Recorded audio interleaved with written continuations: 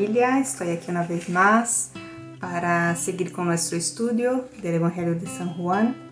Ya estamos en el capítulo 18, casi al final del libro, y en este capítulo nos cuenta, empieza a contar aquí los momentos más dramáticos, ¿no? de la historia de Jesús, cuando empieza todo el proceso donde él es arrestado antes de su crucificación. Pero bueno, todo eso era necesario para que se cumpliese la voluntad de Dios. Y en resumen, en ese capítulo, en el capítulo anterior, Jesús estaba en el jardín del Getsemaní y ahí en el capítulo 18 él es arrestado por los soldados romanos y los guardias de los sacerdotes del templo, o sea, los romanos junto con los judíos, y también conducidos por Judas en este momento. Y Jesús es puesto enseguida delante del sumo sacerdote y después delante de Pilatos. Y bueno, os animo a leer todo este capítulo para conocer más de los detalles de la historia y después también leer y contestar a las preguntas que vamos a dejar aquí abajo en los comentarios, ¿vale? Pero aquí en este vídeo quiero poner más enfoque en un personaje en especial en esta historia, que es Pedro, que era uno de los discípulos más cercanos a Jesús. Y Pedro aquí en medio a todo esto pasa por dos situaciones muy difíciles donde él tiene actitudes equivocadas.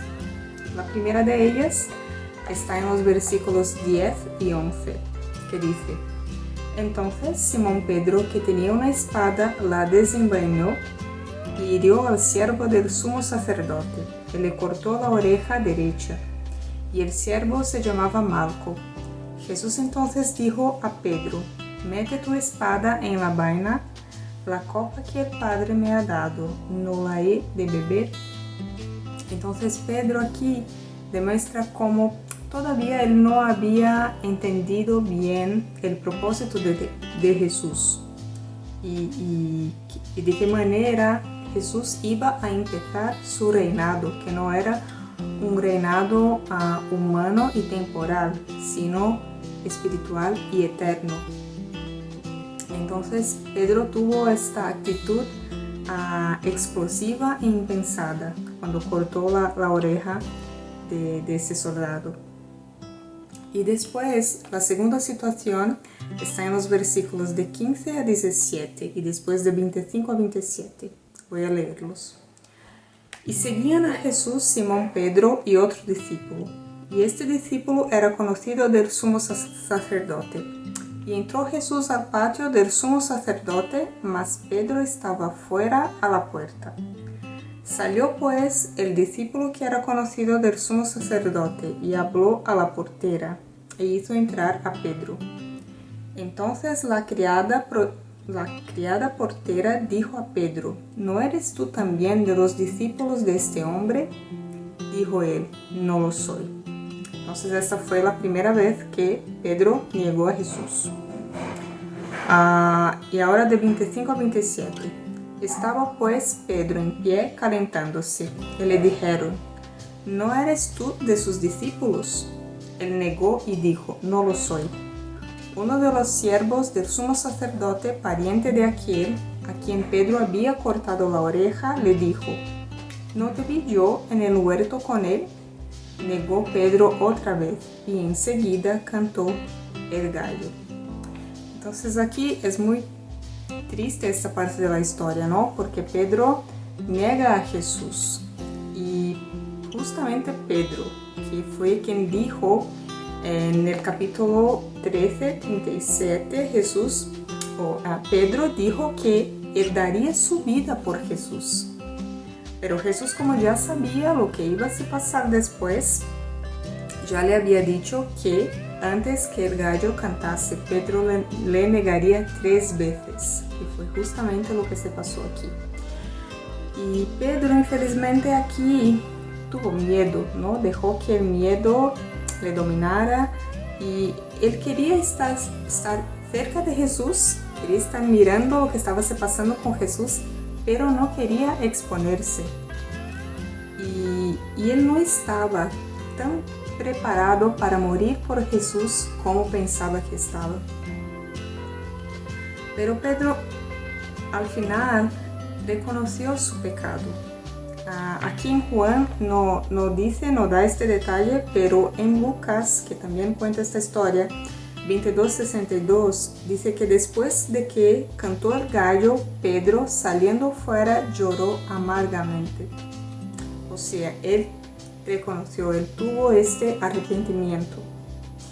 Y después de la resurrección de Jesús, como veremos en uno de los próximos videos, que va a ser del capítulo 21, que creo que es el último, Jesús después va a dar a Pedro la oportunidad de decirle que lo ama 3 veces. Y al final de la historia, nos cuenta la historia que Pedro sí, al final entregó su vida por Jesús. Tuvo un gran impacto la vida de Pedro, ¿no? Por ejemplo, la ocasión en que después de su predicación más de 3,000 almas son salvas. Entonces, ¿qué nos enseña esa historia de Pedro? Para mí es que yo pienso que Dios es un Dios de nuevas oportunidades y que nos restaura, nos limpia de todo pecado y nos da una nueva oportunidad de tener una nueva historia con Él. Y también yo estaba aquí pensando que la Biblia de verdad no es un libro de cuentos con héroes que son perfectos e invencibles. La Biblia no oculta sus errores, como otros ejemplos que tenemos en la Biblia de Abraham, de David, de Jonás, que también pecaron. Pero en todas estas historias, Dios siempre ofrece una nueva oportunidad a aquellos que se arrepienten. ¿Y esto por qué es posible? Justamente porque nuestro Señor Jesús, que fue el único perfecto, que no ha cometido ningún pecado, murió por nosotros. Justamente esto. Y cuando nos arrepentimos, reconocemos nuestros pecados y entregamos nuestro corazón a Él completamente, Él hace una nueva historia en nuestras vidas, no importa lo que ha pasado. Y claro que no vamos a vivir de cualquier manera, tenemos que vivir en temor, en obediencia a Él, porque lo amamos de verdad, pero podemos tener esta seguridad de su amor y de que siempre cuando pecamos podemos nos poner delante de Él y pedir perdón.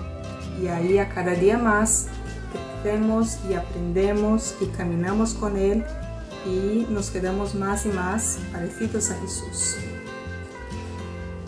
Entonces vamos a orar.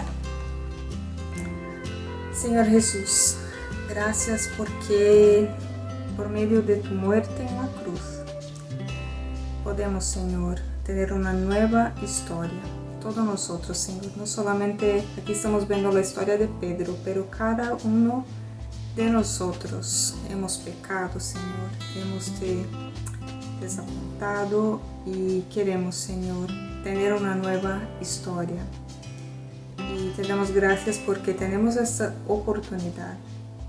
Pedimos perdón por nuestros pecados cuando sentimos miedo o tenemos actitudes que no deberíamos, Señor, porque no pensamos, no confiamos en tu propósito y en tu historia, Señor, para nosotros. Pero gracias, Señor, porque sabemos que siempre hay una nueva oportunidad, siempre tu amor, Señor, es algo que podemos tener total seguridad de que tenemos tu amor y tu perdón.